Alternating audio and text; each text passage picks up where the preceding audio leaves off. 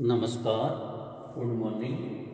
मैं ओम प्रकाश मेहरा आज आपको बीए पार्ट 3 राजनीति विज्ञान के पेपर अंतर्राष्ट्रीय संबंध के टॉपिक भारत और उसके पड़ोसी। भारत और उसके पड़ोसी में आज तक हमने जो अध्ययन किया वो अध्ययन किया भारत पाक संबंध। भारत और पाक के संबंध कैसे है। दूसरा हमने अध्ययन किया भारत और श्रीलंका। भारत और श्रीलंका। तीसरा जो हमने अध्ययन किया भारत और बांग्लादेश। भारत और बांग्लादेश संबंध। अब जो हमारा अध्ययन चल रहा है वो चल रहा है भारत और चीन। भारत और चीन संबंध। भारत और चीन के मध्य कैसे है संबंध। भारत और चीन संबंध की बात करते हैं तो इसको अध्ययन को हमने 3 भागों में बांटा। पहला था भारत चीन संबंध, इसको नाम दिया गया प्रमोद काल। इसको नाम दिया गया प्रमोद काल, जो 1949 से 1957 का काल था। इसका अध्ययन हमने पूर्व में कर लिया। दूसरा जो हमारा था भारत चीन संबंध। भारत चीन संबंध ये था टकराव का काल। टकराव का काल। इसका जो अध्ययन हमने किया 1957 से 1978 तक। तीसरा जो था भारत, जिसका आज हमें अध्ययन करना है, भारत चीन संबंध। भारत चीन संबंध संवाद काल। संवाद काल। इसका जो अध्ययन है हमारा 1978 से 2015 तक। ये जो हमारा काल था ये आपसी बातचीत का काल था। अब हम जो अध्ययन कर रहे हैं तीसरे की भारत चीन संबंध संवाद काल। भारत चीन संबंध संवाद काल। आपसी संवाद का काल रहा ये, और इसका अध्ययन जो है हमारा 1978 से 2015 तक का जो काल है, इस काल को हम संवाद काल बोलते हैं, या आपसी संबंधों में सुधार का काल था। आपसी सुधार संबंधों में अच्छा काल कह सकते हैं। तो इस हम भारत चीन संवाद काल की बात करते हैं।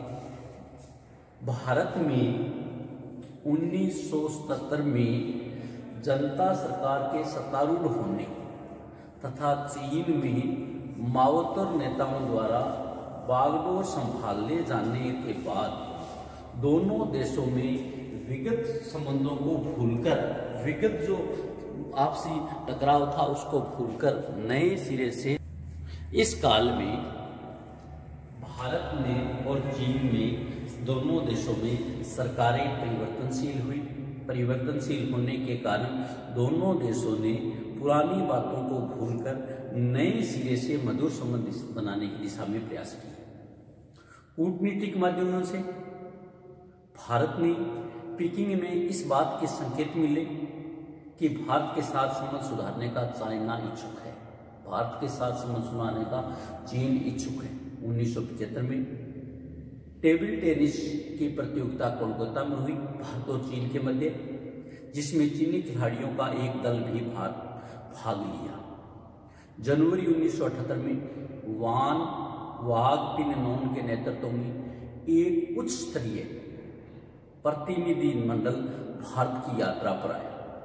इसके बाद व्यापार वाणिज्य प्रतिनिधियों का दौर शुरू हुआ। दोनों देशों के बीच 1978 में 1 करोड़ 20 लाख रुपए का व्यापार हुआ। सितंबर 1978 में चीन के कृषि वैज्ञानिकों ने भारत की यात्रा की। न्यूयॉर्क में विदेश मंत्री वाजपेयी ने चीनी विदेश मंत्री हुआंग से भेंट की। 1 अक्टूबर 1978 को चीन की स्थापना के 29वीं वर्षगांठ पर उपराष्ट्रपति बीडी जत्ती वहां अतिथि के रूप में उपस्थित थे। नवंबर 1978 में मृणालिनी साराभाई के नेतृत्व में भारतीय नृत्य मंडली ने चीन में भव्य स्वागत किया। 12 फरवरी 1979 को प्रारंभ होने वाली चीन यात्रा में विदेश मंत्री वाजपेयी ने 2 ही मिशन की संज्ञा दी।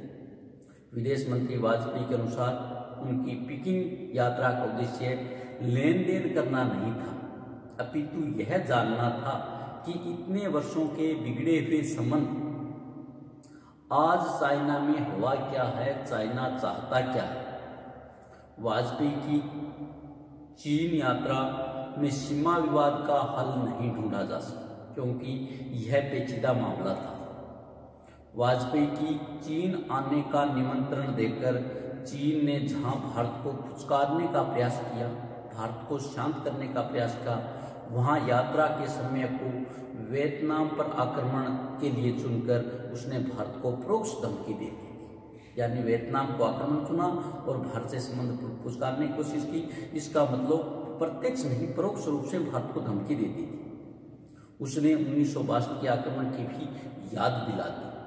चीन द्वारा 17 फरवरी 1979 को वियतनाम पर आक्रमण किए जाने से वाजपेयी अपनी चीन यात्रा को अधूरी छोड़कर स्वदेश आ गए।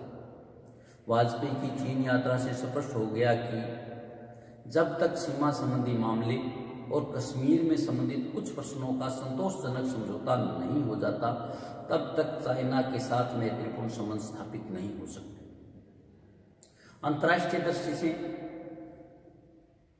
अंतर्राष्ट्रीय मामलों की दृष्टि से चीन के साथ फिर से बातचीत करने के कई कारण दिखाई देते हैं। चीन एक बड़ा पड़ोसी एशियाई देश है, दक्षिणी पूर्वी एशिया का। इसके साथ सदा से तनाव बने रहने से दोनों देशों के लिए अप्रिय और अहितकारी है। अगर दोनों देश बड़े देश है, दोनों देश एशिया महाद्वीप में महत्वपूर्ण भूमिका निभाते हैं, दोनों देशों के संबंध अच्छे नहीं रहते हैं, तो वह अप्रिय और अहितकर है। अगर दोनों मिल बैठकर राजनीति में एशिया का प्रभाव बढ़ना अवश्य भावी था। इसके अतिरिक्त तनाव की स्थिति में सैनिक तैयारी पर जो व्यय होता है वह मेल जोल बढ़ाने में काफी कम हो जाएगा, क्योंकि तनाव की स्थिति में शस्त्रों में या सैनिक तैयारियों में अत्यधिक व्यय होता है। अगर दोनों के तनाव कम हो जाते हैं तो वो व्यय हमारा, वो खर्चा हमारा दूसरी जगह लग जाता है। दूसरी ओर भारत की यह मांग है कि विश्व में तनाव करने की दिशा में जो कार्रवाई हो रही है वह तब तक कारगर नहीं होगी जब तक उसमें चीन जैसे बड़े एशियाई देशों का यथेष्ट स्थान नहीं होगा, क्योंकि 2 ही देश एशिया महाद्वीप में बड़े हैं।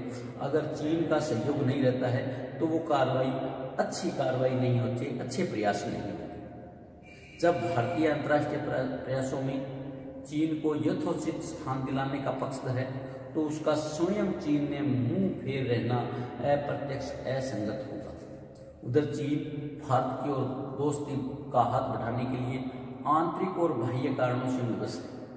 चीन ने ऐसे आसार दिखाई दे रहे हैं कि पुरानी मायावादी रवैये से हटकर कुछ नए विकल्पों को आजमाया जाए। इसी संदर्भ में चीन ने अपनी विदेश नीति के क्षेत्र में पुनर्विचार करना आवश्यक समझा। चीन ने अपनी विदेश नीति को दोबारा समझने की कोशिश की। चीन जानता है कि भारत प्रभाव क्षेत्र में राजनीतिक और महाशक्तियों के प्रचार का विरोधी है, इसलिए भारत के साथ मिलकर एक सक्षम एशिया व्यक्तित्व का निर्माण हो सकता है, जिससे कि एशिया की बड़ी शक्तियों का प्रचार और प्रतिस्पर्धा को रोका जा सकता है। एशिया महाद्वीप में अगर भारत के साथ मिलने से चाइना और भारत जो दूसरी शक्तियां हैं उसके प्रचार और प्रतिस्पर्धा को रोक सकते हैं। इसलिए भारत के साथ संबंधों को सुधारने की कार्रवाई चीन के लिए राष्ट्रीय हित में होगी, चीन के लिए अच्छी होगी। मार्शल टिटो की अंत्येष्टि के अवसर पर श्रीमती इंदिरा गांधी ने चीन के विदेश मंत्री हुआ फेंग से वार्ता की। फेंग ने जून 1981 में भारत की यात्रा की और सीमा विवाद संबंधी सभी समानीकरण हेतु वार्ता के लिए राजी हो गए कि हमें सीमा विवाद वाले मामले में भी बात करनी है। चीन की सरकार ने भारतीय यात्रियों को मानसरोवर तथा कैलाश पर्वत जाने की अनुमति भी दे दी। भारत और चीन में विवादों के समाधान के लिए 1982 से 87 के मध्य कुछ मिलाकर वार्ताओं के 8 दौर हुए। यानी 1982 से 87 5 सालों में चाइना और भारत के बीच में जो वार्ता के दौर थे 8 स्तरीय वार्ता हुई। दोनों पक्षों ने विश्वास प्रकट किया कि 40 करोड़ रुपए के आपसी व्यापार में कई गुना वृद्धि की गुंजाइश है। भारत में आयोजित एशियाई खेलों ने चीनी दल ने भाग लिया। 1980 में चीन की ओर से यह अवश्य सामने आया। 1980 में चीन की ओर से यह बात सामने आई कि लद्दाख में अकाईशीन में चीन द्वारा छीन ली गई 37,000 वर्ग किलोमीटर भूमि पर भारत चीन का अधिकार मान ले तो चीन पूर्वी क्षेत्र में मैकमोहन रेखा को स्वीकार कर लेगा। भारत और पाकिस्तान के बीच जो सीमा निर्धारण है, जो सीमा है, उसको मैकमोहन रेखा नाम दिया गया। उसके तत्काल बाद 1981 में जब राष्ट्र संघ नियंत्रित जनसंख्या सम्मेलन में भारत के संसदीय प्रतिनिधिमंडल ने अरुणाचल प्रदेश में स्पीकर का नाम शामिल किया गया तो चीन ने इसे इनकार कर दिया। चीन ने अरुणाचल को भारत मानने से इनकार कर दिया। बाद में उन्हें वीजा दे दिया गया। उसके बाद भारत चीन वार्ता के पहले और दूसरे दौर की वार्ताएं संपन्न हो गई। लेकिन दिसंबर 1982 में जो सिचुएशन हुई उसमें 9वें एशियाई खेलों के समापन पर चीन ने पुनः तहलका मचाया कि समापन समारोह में अरुणाचल प्रदेश के नर्तक दल क्यों शामिल किए गए। इस बार भारत के विरोध का भी चीन ने कोई संतोषजनक उत्तर नहीं दिया। भारत ने इस पर 11 दिसंबर 1982 को कोटपीस समारोह में होने वाले भारतीय प्रतिनिधिमंडल की यात्रा रद्द कर दी। यहाँ तक उल्लेखनीय है चीन द्वारा पूर्व में मैकमोहन रेखा को स्वीकार करने का मतलब यही निकलता है कि नेपाल और अरुणाचल में भारत के दावे को मानता है, क्योंकि 1980 में चीन ने इस बात को मान लिया था कि अगर 3700 किलोमीटर का जो चाइना का कब्जा उसको भारत मान ले तो हम पूर्वी क्षेत्र में मैकमोहन रेखा को मान लेंगे। पर स्मरण रहे 1962 में चीन ने इस क्षेत्र पर आक्रमण किया था और यह दावा जताया था। भारत ने उसके बाद 1972 में अरुणाचल को अपने राज्य केंद्र शासित प्रदेश का दर्जा दिया। यदि चीन मैकमोहन रेखा को स्वीकार करने को तैयार है तो अरुणाचल के प्रदेश को लेकर बार बार तूफान क्यों मचा रहा था। उधर भारत की स्थिति बुरी थी। 1982 में प्रकाशित चीनी मानचित्रों में उन भारतीय प्रदेशों को चीनी प्रदेश बताया गया जिस पर चीन अपना निराधार दावा करता रहा। इस क्रम में सिक्किम को वह भारतीय प्रदेश नहीं मानता। चीन सिक्किम कश्मीर सीमा विवाद पर अपनी पूर्व नीति बदले बिना भारत से संबंध सुधारना चाहता है। इस प्रक्रिया में कहीं भी प्रतिस्पर्धा नहीं होना चाहता, कहीं भी प्रतिबंध नहीं होना चाहता कि भारत का क्षेत्र को वो भारत का माने।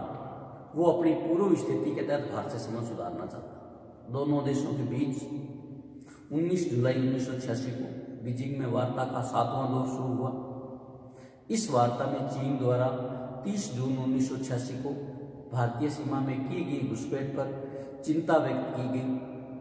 अगस्त 1986 में विदेश राज्य मंत्री KR नारायण ने राज्यसभा में बताया कि चीन ने भारतीय क्षेत्र समुद्रों चू घाटी की एक हेलीपैड का निर्माण किया है। कुछ हेलीकॉप्टर यहां आकर रुके। चीन ने जिन स्थानों पर अतिक्रमण कर रहा है वहां झोपड़ियां आदि बनाने की गतिविधियां जारी है। श्री नारायण ने स्पष्ट किया कि वार्ता के 7वें दौर में दोनों देशों की सीमाओं के संबंध में गतिरोध है, उनमें बहुत कम प्रगति है। चीन के न्यूनाधिक तौर पर यह तो स्वीकार कर लिया गया कि मैकमोहन रेखा वास्तविक नियंत्रण रेखा है, किंतु भारत का कथन है यह रेखा दोनों देशों के बीच सीमा रेखा है। 20 फरवरी 1987 को भारत ने जब अरुणाचल प्रदेश को भारतीय संघ का 24वां राज्य घोषित किया तो 21 फरवरी 1987 को चीनी विदेश मंत्रालय के एक प्रवक्ता ने कहा कि भारत की इस कार्रवाई से चीन की प्रादेशिक अखंडता और प्रभुसत्ता पर गंभीर उल्लंघन हुआ है। दूसरी तरफ भारत ने चीन के इस विरोध का भारत के घरेलू मामले में हस्तक्षेप की संज्ञा दी। भारत ने चीन के बीच सीमा विवाद का 8वां दौर 17 नवंबर 1987 को नई दिल्ली में हुआ। वार्ता समाप्ति के बाद जारी विज्ञप्ति में कहा गया कि जहां तक सीमा के प्रश्न का संबंध है, दोनों पक्षों के बीच यथास्थिति बनी हुई है। पूर्व की भांति दोनों पक्ष इस बात पर सहमत है कि समस्या का हल शांति से किया जाए।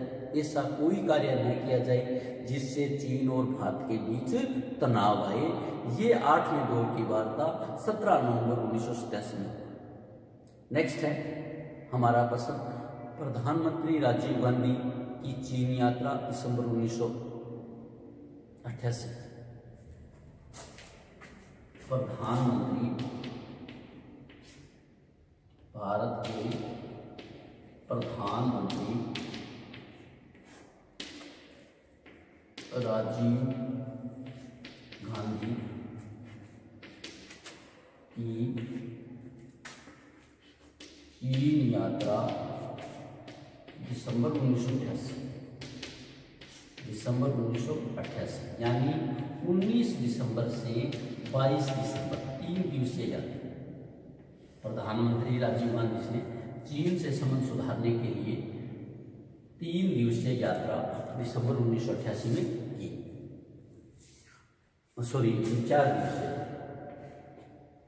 19 से 23 दिसंबर 19 से 23 दिसंबर 1988 को भारत के प्रधानमंत्री राजीव गांधी ने 5 दिन के लिए चीन की यात्रा की।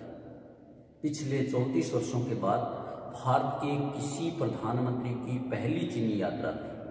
राजीव गांधी की यात्रा में राष्ट्रपति शानचुंग, चीन के प्रधानमंत्री लिंगपेंग और चीन के शीर्ष नेता शाओपिंग से लंबी बातचीत हुई। देंग ने प्रधानमंत्री से कहा कि आपकी बीजिंग यात्रा हमें अतीत भूलकर आपसी संबंधों में एक नई शुरुआत करनी चाहिए। हमें पुरानी वाली घटनाएं भूल जानी चाहिए, हमें नई संबंधों की बात करनी चाहिए। ऐसा कथन चीनी नेताओं का था। राजीव गांधी के अनुसार हमने चीन के साथ संबंधों को नए सिरे से शुरू करके मैत्री को सुदृढ़ करने का निश्चय किया है। प्रधानमंत्री राजीव गांधी की चीन यात्रा की एक बहुत बड़ी उपलब्धि थी। एक बहुत बड़ा समझौता हुआ जिसमें आर्थिक, वैज्ञानिक, तकनीकी और सांस्कृतिक मामलों को बढ़ाने के लिए एक आयोग की अनुशंसा की गई, एक आयोग गठन करने की बात की गई। इससे भारत चीन संबंधों को सुधार में एक महत्वपूर्ण कदम माना जा रहा है। दोनों देशों के बीच एक संयुक्त समिति गठित करने का निर्णय लिया गया जो कि विज्ञान, प्रौद्योगिकी, आर्थिक क्षेत्र में दोनों देशों के बीच सहयोग की संभावनाओं का पता लगाएगा। दोनों देशों के बीच नागरिक उड्डयन सेवाएं तथा विज्ञान और प्रौद्योगिकी क्षेत्र में उच्च स्तरीय सहयोग और सांस्कृतिक आदान प्रदान करने के कुछ समझौतों पर हस्ताक्षर हुए। वायुसेना के संबंध में किए गए समझौते के अंतर्गत दोनों देश नई दिल्ली और पीकिंग के बीच नई वायु सेवाएं, विमान सेवाएं शुरू करेंगे या इस मुद्दे पर सहमत होंगे। दोनों देशों के बीच सीधी टेलीफोन सेवा भी इस ऐतिहासिक यात्रा का अवसर पर शुरू होगी। नेक्स्ट है इसके बाद 1988 के बाद चीन प्रधानमंत्री की भारत यात्रा। चीन के प्रधानमंत्री की भारत यात्रा। चीन के प्रधानमंत्री की भारत यात्रा ये हुई 11 दिसंबर 1991। 11 दिसंबर 1991 चीन के प्रधानमंत्री ने 11 दिसंबर 1991 में भारत की यात्रा की। प्रधानमंत्री ली पिंग इस उच्च स्तरीय दल के साथ 6 दिवसीय यात्रा पर नई दिल्ली आए। 31 वर्ष के बाद जैसे भारत ने 34 वर्ष बाद यात्रा की, उसी प्रकार 31 वर्ष बाद चीनी प्रधानमंत्री की भारत यात्रा थी। इस यात्रा के दौरान 3 समझौते हुए, 3 समझौतों पर सहमति हुई। ये समझौते थे संघाई और बंबई में वाणिज्य दूतावास खोलना, दोनों देशों के बीच सीमा व्यापार शुरू करना, और चीन और भारत आंतरिक अनुसंधान, विज्ञान और तकनीकी क्षेत्र में पारस्परिक सहयोग करेंगे। सीमा संबंधी महत्वपूर्ण प्रश्न पर चीन और भारत ने इस बात पर आवश्यकता दोहराई कि इस प्रश्न की शीघ्र और परस्पर स्वीकार्य समाधान ढूंढा जाए। जब तक कोई अंतिम समाधान नहीं ढूंढा जाए, तब तक सीमावर्ती क्षेत्रों पर तनाव मुक्त रखा जाए, तब तक सीमावर्ती क्षेत्रों पर तनाव कम किया जाए। तिब्बत के मसले पर चीन के प्रधानमंत्री ने कहा, चीन दलाई लामा के साथ तिब्बत की स्वतंत्रता के मसले को छोड़कर शेष सभी मसलों पर बातचीत करने को तैयार है। भारत ने अपनी चिरस्थायी और सतत स्थिति को दोहराया कि तिब्बत चीन का एक स्वायत्त क्षेत्र है, जहां तिब्बत के लोगों को भारत में चीन विरोधी राजनीतिक गतिविधियों की अनुमति नहीं देगा। फिर इसके बाद ये 6 दिवसीय यात्रा के बाद 17 मई 1992 को फिर भारतीय राष्ट्रपति वेंकटरमन की चीन यात्रा। भारत के राष्ट्रपति वेंकटरमन की चीन यात्रा। भारत के राष्ट्रपति वेंकटरमन की चीन यात्रा, ये जो हमारी यात्रा हुई, ये 17 मई 1992 को, 17 मई 1992, 17 मई 1992 को भारत के राष्ट्रपति वेंकटरमन ने चीन के राष्ट्रपति शी यांगसाकुन के निमंत्रण पर 6 दिन की सरकारी यात्रा पर गए। श्री वेंकटरमन पहले भारतीय राष्ट्राध्यक्ष थे जिन्होंने चीन की यात्रा की। यह यात्रा का इस बात का प्रमाण है कि पिछले कुछ वर्षों से भारत चीन संबंधों में धीरे धीरे सुधार हो रहा है। उल्लेखनीय है, चीनी राष्ट्रपति शी यांग ने श्री वेंकटरमन की बातचीत के दौरान हिंदी चीनी भाई भाई युग की याद दिलाई, हिंदी चीनी भाई भाई युग की याद दिलाई, जो 1949 से 1957 का युग था। भारतीय राष्ट्रपति को आश्वासन दिया कि चीन गहरी और अटूट मित्रता निभाएगा। शी यांग ने राष्ट्रपति की इस यात्रा को बड़ी उपलब्धि बताया। फिर इसके बाद भारत प्रधानमंत्री पी.वी. नरसिम्हा राव की चीन यात्रा 1993।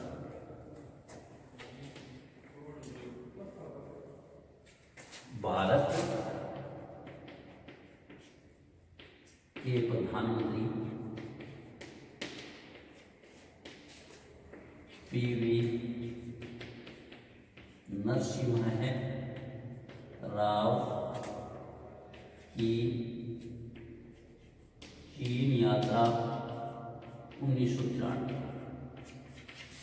इसके बाद वेंकटरमन के बाद अगली यात्रा भारत के प्रधानमंत्री पी.वी. नरसिम्हा राव ने सितंबर 1993 में की और नियंत्रण रेखा पर शांति बनाए रखने का समझौता हुआ। सितंबर 1993 में भारतीय प्रधानमंत्री पी.वी. नरसिम्हा राव की चीन यात्रा में द्विपक्षीय समझौते थे, दोनों पक्षों के समझौते थे, भारत और चीन के समझौते थे। उनके बीच रचनात्मक प्रवृत्ति को बल मिला। इस यात्रा में सर्वाधिक महत्वपूर्ण उपलब्धि भारत चीन सीमा क्षेत्रों में वास्तविक नियंत्रण रेखा पर शांति और अमन बनाए रखने का संबंध हुआ समझौता है। यह एक ऐसा समझौता है जिसमें वास्तविक नियंत्रण रेखा पर शांति और समरसता का सुनिश्चित करने की एक रूपरेखा निर्धारित है। इसके अंतर्गत भारत और चीन इस बात पर सहमत हुए कि वे सीमा के सवाल के संबंध में अपनी अपनी स्थितियों को किसी भी तरह प्रभावित किए बिना वास्तविक नियंत्रण रेखा पर शांति बनाए रखें, वास्तविक नियंत्रण रेखा को शांत रखें। इस समझौते को क्रियान्वित करने के लिए, सीमा पर शांति बनाए रखने के लिए गठित संयुक्त कार्य दल की सहायता करने के लिए भारत चीन विशेषज्ञ दल गठित किया गया। जिसकी पहली बैठक फरवरी 1994 में नई दिल्ली में हुई। ऐसा माना जाता है कि वास्तविक नियंत्रण रेखा पर शांति बनाए रखने में चीन के साथ सीमा विवाद सुलझने में मदद मिलेगी। नेक्स्ट है चीन में भारत महोत्सव। चीन में भारत महोत्सव। चीन में भारत महोत्सव मई जून 1994 में चीन में भारत महोत्सव। यह चीन में होने वाला किसी विदेशी राष्ट्र का पहला महोत्सव था। नेक्स्ट है चीन के राष्ट्रपति जियांग जेमिन की भारत यात्रा। चीन के राष्ट्रपति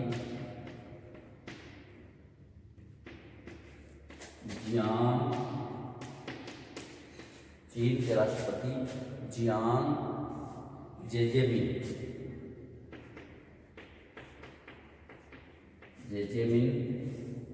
की भारत यात्रा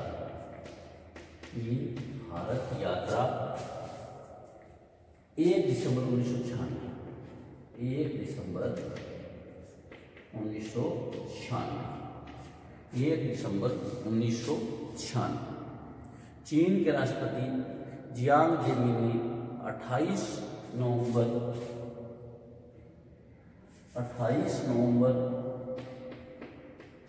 1 दिसंबर 1996 तक उच्चतम स्तर पर एक वार्ता की प्रक्रिया की अंकी। चीनी यात्री की इस यात्रा में उल्लेखनीय उपलब्धि भारत चीनी सीमा रेखा और वास्तविक जो नियंत्रण रेखा है उनमें सैन्य क्षेत्र में विश्व उत्पादन उपायों के संबंध में संधि संपन्न। इसके अतिरिक्त दोनों देश में 3 समझौते पर हस्ताक्षर किए। इसमें एक समझौता जून 1997 में हांगकांग पर ब्रिटेन को पट्टा देने समाप्त करने के बाद भारतीय वाणिज्य बनाए रखने संबंधी था। नेक्स्ट है हवाई सेवा हेतु भारत चीन में समझौता। हवाई सेवा हेतु भारत चीन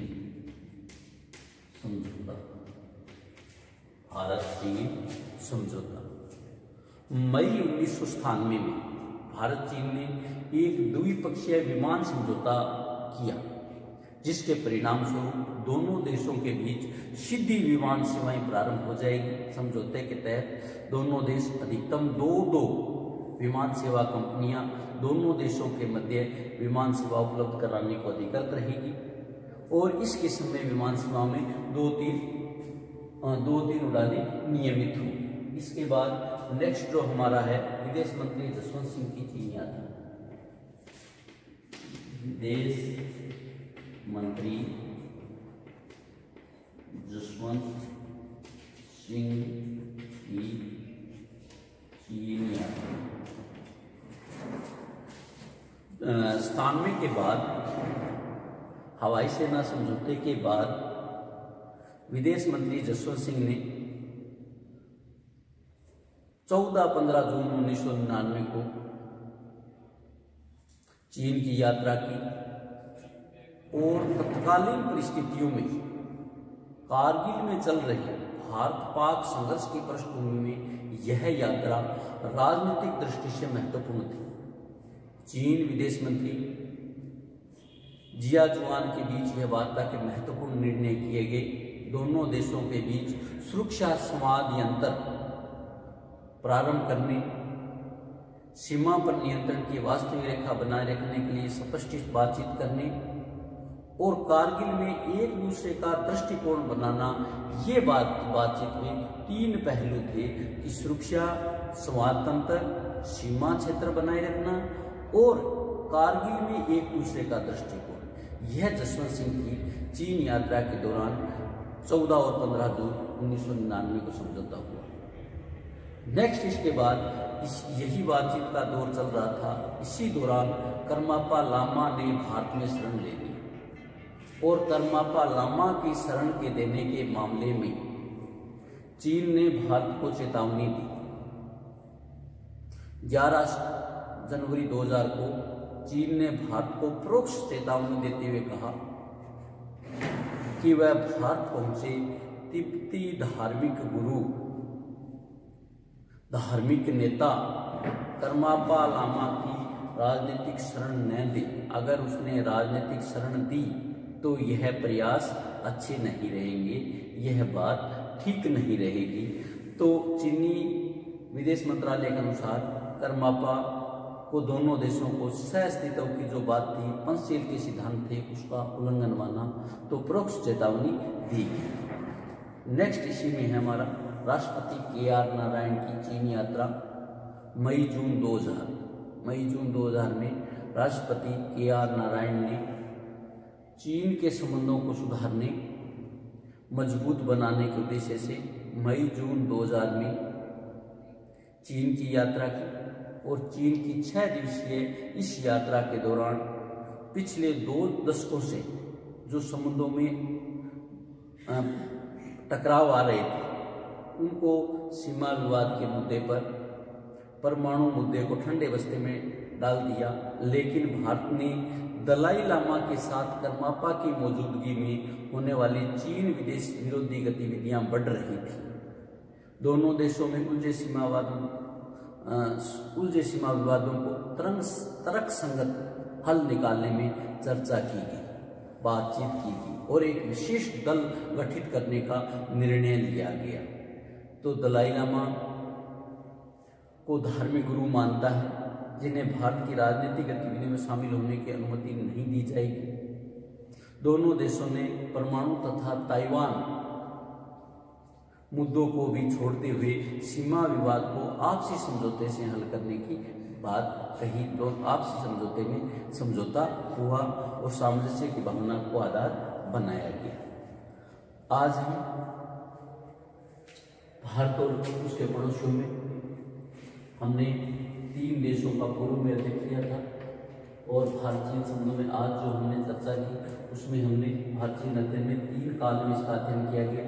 भारत चीन संबंध प्रमोद काल जो हमारा 1949 से 1957 का था, भारत चीन संबंध 1957 से 1978 टकराव काल, ये हमने इससे पूर्व वाले वीडियो में कर लिया था। भारत चीन संबंध संवाद काल 1978 से 2015, इसको हमने